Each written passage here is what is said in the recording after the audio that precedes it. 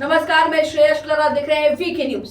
कांग्रेस नेता राहुल गांधी इस वक्त पूरी तरह से फंसे हुए हैं।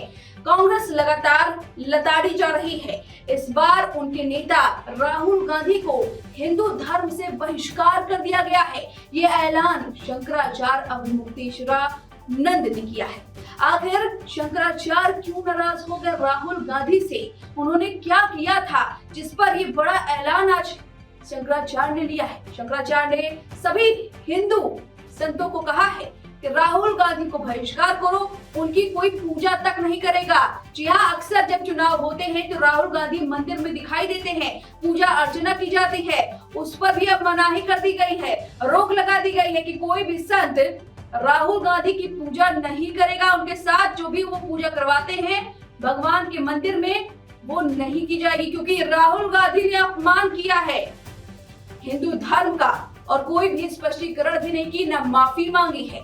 क्या है पूरा मामला? राहुल गांधी से क्यों नाराज है शंकराचार्य? चलिए आपको बताते हैं।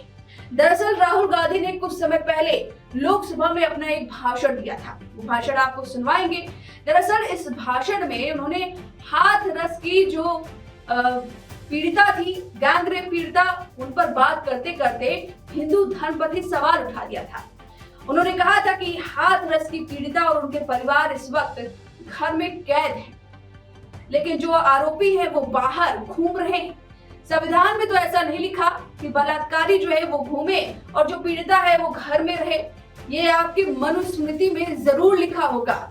इसी पर तब शंकराचार्य बेहद नाराज हो गए थे कि आप लिख कर बताइए, देख कर बताइए, सबूत दिखाइए कि आखिर मनुस्मृति में ये बात कहाँ लिखी है। पहले जरा आप ये वीडियो राहुल गांधी का सुनिए, फिर आपको शंकराचार्य के वो आरोप बताते हैं, जिसके बाद उन्होंने ये बड़ा ऐलान किया है। कुछ दिन पहले मैं हाथरस गया। हाथरस में 4 साल पहले एक लड़की का बलात्कार होता है। गैंग रेप होता है। 3-4 लोग गैंग रेप करते हैं। मैं 2-3 दिन पहले उस लड़की के परिवार के घर में गया।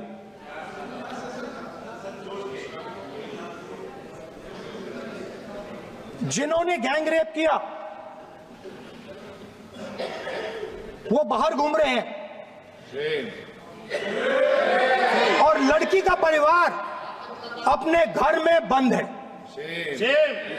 लड़की का परिवार बाहर नहीं जा सकता है। जो अपराधी हैं वो उनको रोज धमकाते हैं और वो बाहर घूमते हैं।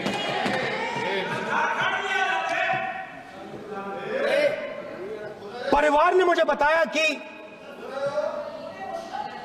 बेटी का जो अंतिम संस्कार था वो भी नहीं करने दिया और चीफ मिनिस्टर ने इसके बारे में खुलकर मीडिया में झूठ बोला है।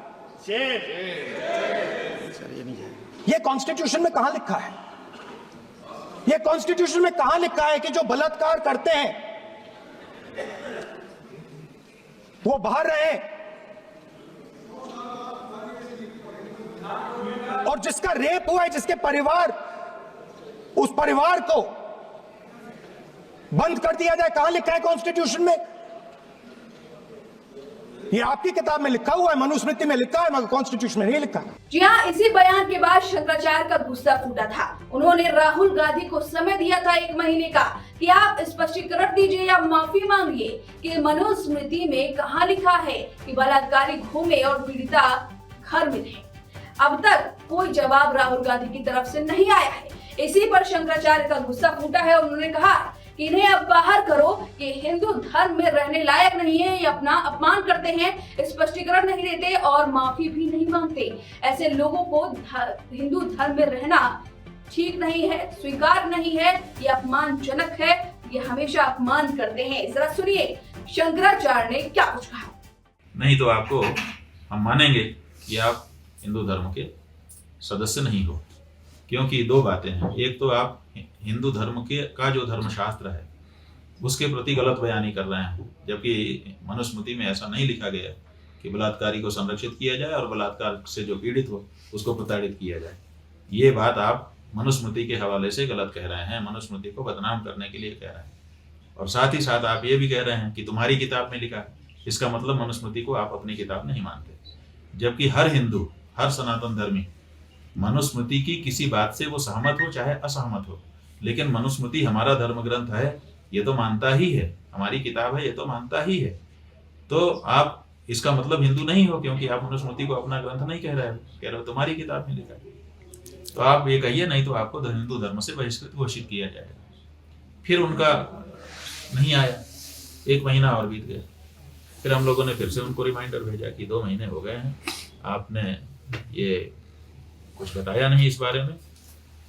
और बहुत से लोग ये भी कह रहे हैं कि महाराज आप क्या हिंदू धर्म से उनको बहिष्कृत घोषित करेंगे, वो तो हिंदू है ही नहीं।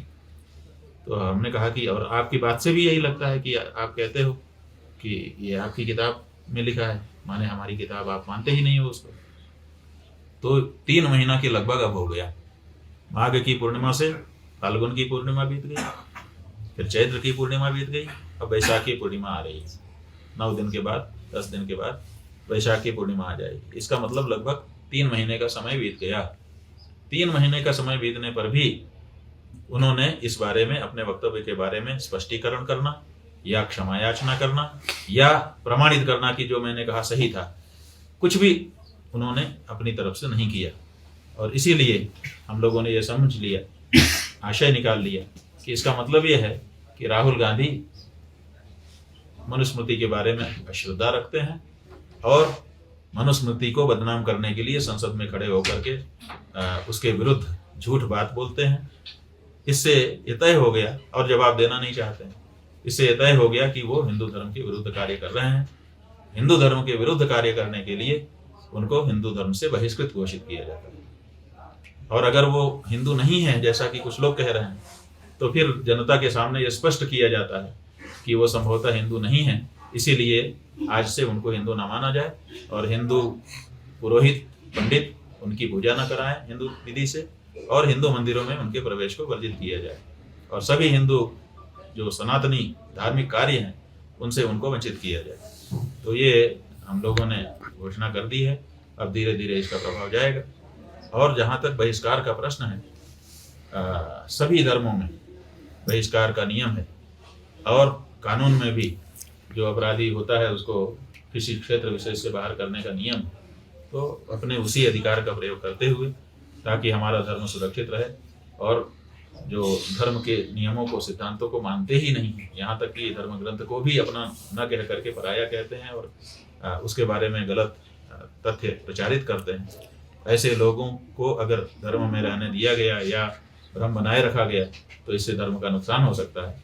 इसीलिए धर्म रक्षा की दृष्टि से हमने ये घोषणा करके उनको हिंदू धर्म से बहिष्कृत कर दिया। अब इस पूरे खबर पर आपकी क्या राय है, कमेंट करके जरूर बताएं। वीके न्यूज, राष्ट्र के नाम।